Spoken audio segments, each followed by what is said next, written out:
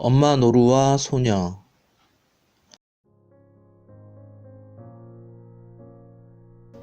그날도 엄마 노루는 새끼를 찾지 못한 채 힘없이 집으로 돌아왔습니다. 이런 헛일이 더 계속되던 어느 날, 놀이숲 속에서 사라질 무렵 엄마 노루는 참 신기한 것을 발견했습니다. 얼핏 보기엔 나뭇잎과도 같은 것이 여기저기 하얗게 팔랑거리는 것이었습니다. 뭘까? 저기 수상하게 여기면서 그곳까지 간 엄마 노루는 소스라쳐 뒷걸음질을 쳤습니다. 엄마 노루를 이처럼 놀라게 한 것은 나뭇가지에 매달린 장밋빛 종이었습니다. 사냥하는 아저씨, 제발 새끼 노루는 잡지 마세요. 새끼를 가진 엄마 노루도 말이어요. 숱한 쪽지에는 한결같이 이렇게 쓰여 있었습니다. 늙은 엄마 노루의 움푹한 눈시울은 어느새 축축히 젖어왔습니다. 낮은 곳 장미색 종이, 갸냘픈 글씨. 이런 것으로 짐작해서 엄마 노루는 이것은 반드시 나이 어린 소녀가 한 짓이라고 단정했습니다. 그와 동시에 엄마 노루는 한 번도 본 적이 없는 미지의 소녀의 모습을 눈앞에 그리면서 하염없이 뜨거운 눈물을 흘렸습니다. 이제 엄마 노루에겐 새끼 노루를 찾아다닐 필요가 없게 되었습니다. 죽은 것이 너무도 확실하기에. 그리고 엄마 노루는 자기 새끼가 사냥꾼에게 잡혀가는 걸 이 소녀가 분명히 봤을 거라고 생각했습니다. 그렇습니다. 엄마 노루의 짐작이 틀림없습니다. 소녀는 빨갛게 뜬 두 눈으로 똑똑히 봤습니다. 네 발을 꽁꽁 묶인 채 총부리에 걸쳐 등에 업혀가는 새끼 노루를.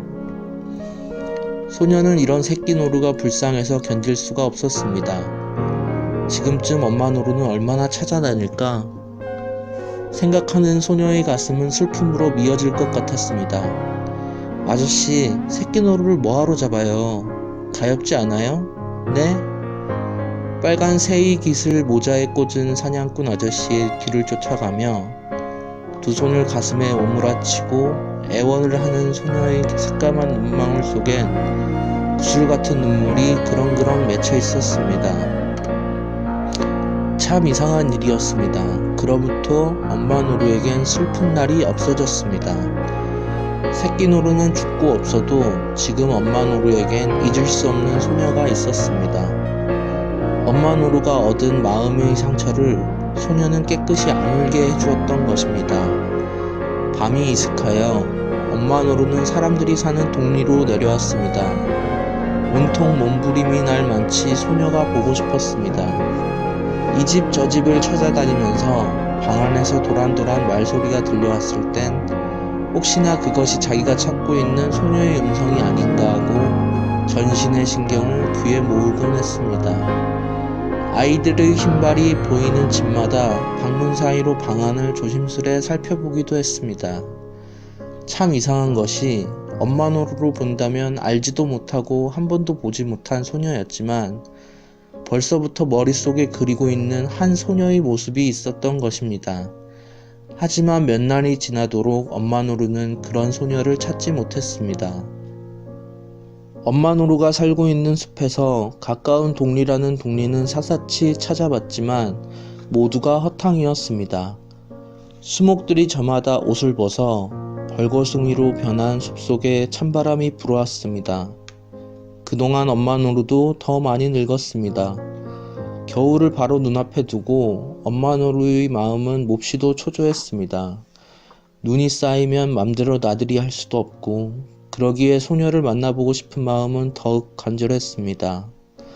한번 만나기만 하면 죽어도 한이 없으리라 싶었습니다.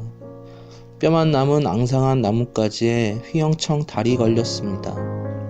맥없이 산을 내려오는 엄마 노루의 윤이 빠진 털은 하얀 은색으로 빛났습니다. 호수에 살얼음이 언 어느 날이었습니다. 엄마 노루가 내려온 동구 밖엔 여태까지 보지 못했던 낯선 집이 한 채 세워져 있었습니다. 그리하여 무심코 그 집까지 가서 문구멍으로 방 안을 들여다본 순간 엄마 노루는 얼마나 놀랐는지 까무러칠 뻔했습니다. 참 이상도한 일이었습니다. 방 안에 엄마 노루가 지금까지 그처럼 애써 찾고 있던 바로 그 소녀의 얼굴이 있었습니다. 아, 그립고 그리운 소녀. 그러나 그때 엄마 노루가 본 소녀는 가엾게도 나쁜 병에 걸린 모양 같았습니다. 창백한 얼굴, 종이 같은 입술에선 자꾸만 기침이 콜록콜록 나오고 있었습니다. 어디가 아픈 걸까? 좋은 수가 없을까? 소녀의 병을 고쳐줄 좋은 방법이. 혼자서 무한히 가슴을 앓고 있는 엄마 노루는 자신이 힘써 되는 일이라면 어떠한 어려운 일이라도 해서 도와주고 싶었습니다. 하지만 엄마 노루로서는 어쩔 수도 없었습니다. 아, 엄마. 신음을 하는 소녀가 고통을 그의 어머니에게 호소할 땐 엄마 노루는 견딜 수가 없었습니다. 맘 같아선 당장 뛰어들어가서 얼싸 안아주고 싶은 충격을 몇 번이고 느꼈지만 그것이 사실상 될 일이 아니고 보니 가슴은 당장 빠져나갈 것 같았습니다. 그러고 난 이튿날 밤이었습니다. 소녀의 집을 찾아온 엄마 노루는 참으로 놀라지 않을 수 없었습니다. 촛불이 켜진 방 안엔 소녀의 어머니가 혼자 슬피 울고 있었습니다. 그리고 자리에 누워 있어야 할 소녀의 모습은 아무데도 보이질 않았습니다. 엄마 노루는 세상이 한꺼번에 무너지는 것 같이 눈앞엔 아무것도 보이질 않았습니다. 아, 죽었구나. 엄마 노루의 애절한 통곡 소리는 적적한 골짜기의 공기를 집어 흔들었습니다. 짖는 깨비가 소복소복 쌓여 하얗게 숲을 덮었습니다. 그리고 그 눈은 겨우내 그대로 있다가 산나물이 파릇파릇 눈이 틀 무렵에서 겨우 녹기 시작했습니다.